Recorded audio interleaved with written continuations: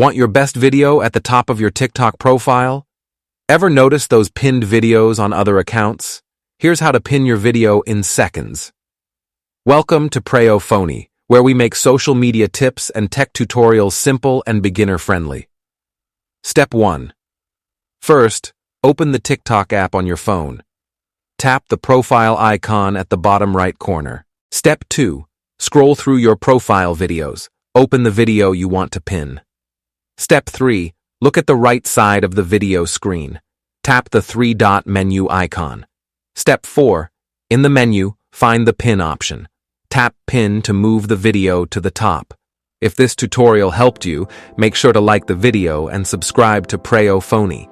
We share simple TikTok tricks, social media tips, and smartphone tutorials every week. Step 5. The video will now appear at the top of your profile. You will see a pinned label on the video. Step 6. TikTok allows up to 3 pinned videos. To pin another video, you must unpin one first. Step 7. Open the pinned video from your profile. Tap the 3 dots and select Unpin.